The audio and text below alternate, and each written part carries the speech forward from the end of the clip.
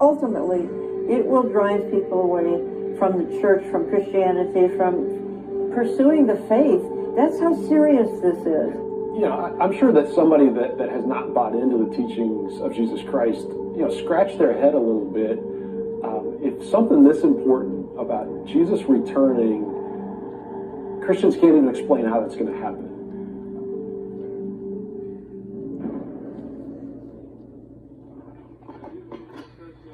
After all, if the validity of biblical prophecy can be confirmed by historical discoveries, then why can't most Christians get on the same page when it comes to the return of their Messiah?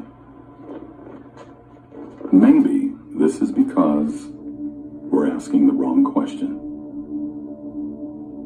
There is so much infighting about when Jesus is coming back. Nobody stopped and asked why. But the fact is, the timing is not nearly as important as the why of his return. People forget to even ask, why is Jesus coming back? Why is all this going to happen? Why must there be an end of the world? And I think we're focusing on the wrong thing. The issue is, why does the rapture have to happen? What's the point to it all? So, what is the point? Are the events of the end times simply a sequence of ancient superstitions? Or do those that were with Christ understand something much greater that was buried by the sands of time?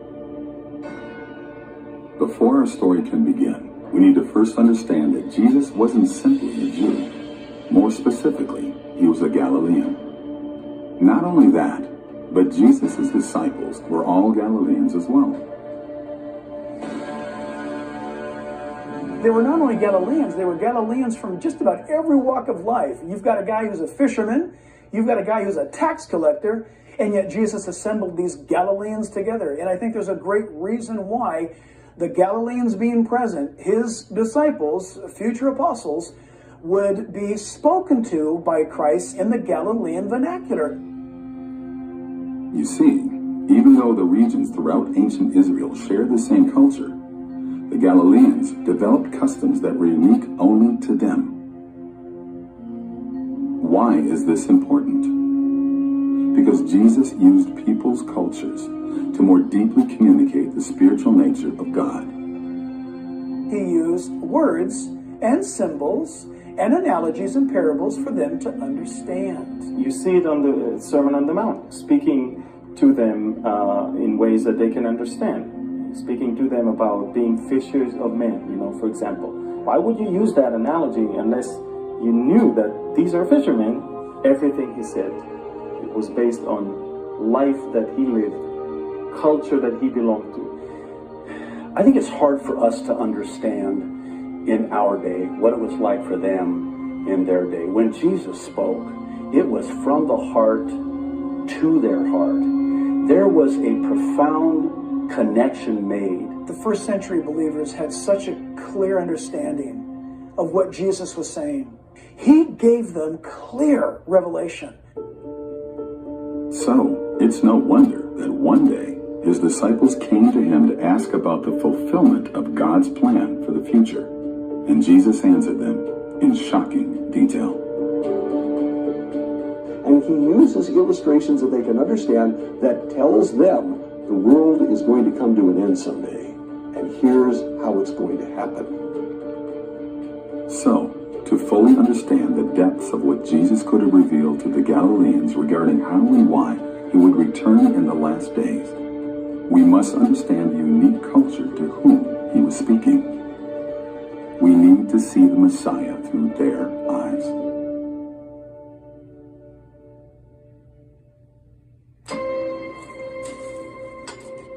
This sparked an ambitious research project, and fragments of new insight began to expose the forgotten ways of the ancient Galileans.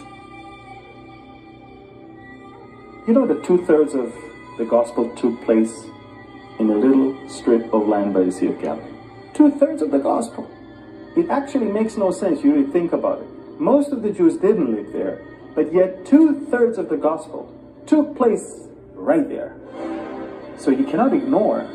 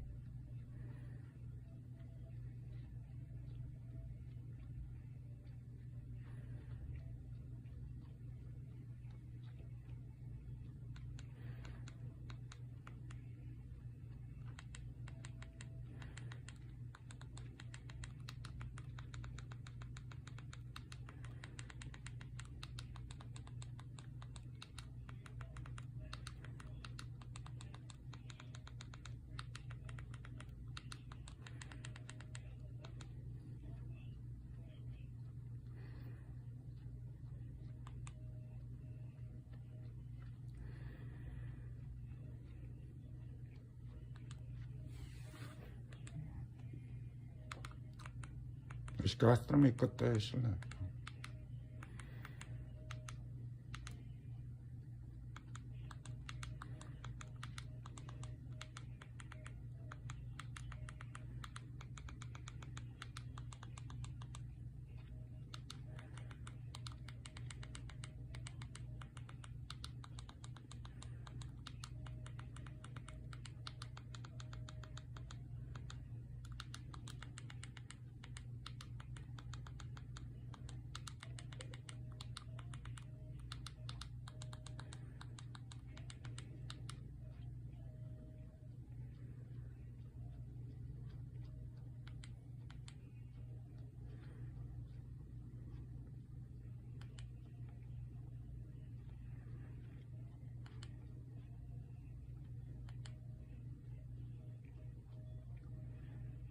The Levant is the large area in Southwest Asia, south of the Taurus Mountains, bounded by the Mediterranean Sea in the west, the Arabian Desert in the south, and Mesopotamia in the east. It stretches 400 miles north to south from the Taurus Mountains to the Sinai Desert, and 70 to 100 miles east to west between the sea and the Arabian Desert. The term is also sometimes used to refer to modern events or states in the region immediately bordering the eastern Mediterranean Sea: Cyprus, Israel, Jordan, Lebanon, Palestine, Syria, and Hatay province of Turkey.